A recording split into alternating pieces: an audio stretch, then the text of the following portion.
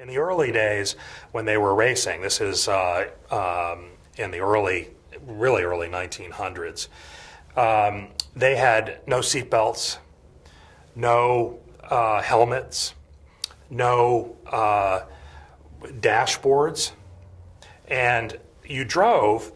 A driver sat behind the steering wheel, which is about as big as a big pizza. And right next to him was a mechanician. And the mechanician, because they didn't have rear view mirrors, was the guy who looked back at the people behind you in a race. And also operated an oil pump to keep the oil pressure up. So kind of pumping like this, all the time to keep it up. Otherwise, you just wouldn't go, your oil pressure wouldn't go up.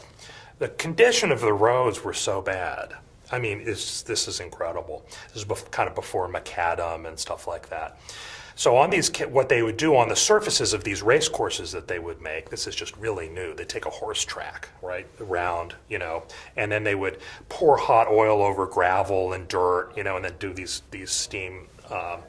steamrollers over it, right? So these big, heavy cars would go lap after lap after lap, and they start kicking up pieces of this oil conglomerate stuff, and the drivers called it gumbo. I don't know why they called it gumbo. It was just gumbo. Start flying, right? So Eddie was in this one race, and Eddie was this poor boy from Columbus, and he was racing against Spencer Wishart. He was in a yellow Marmon, and Spencer Wishart was a millionaire's son, and he had married this debutante 6 months earlier. And just as a real kind of, not a playboy, but just a pretty boy, this whole thing. And here's Gritty Eddie, right? Spencer Wishart's car is very fast, and Eddie is in this scrappy little car. It's not fast enough to keep him up to pass him on the flats, has to take him on the corners where he can really maneuver. So that means he's right behind Spencer Wishart all the time, right? So you imagine they're this, and it's described being on these things like being on corrugated iron. I mean, it's just shaking like this, right?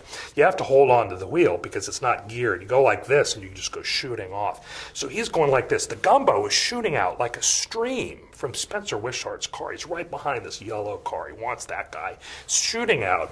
His elbow, which is sticking out of the car, is dripping blood, right? He's got goggles on, and finally he sees that the oil pressure he's just about to catch Spencer Wishart.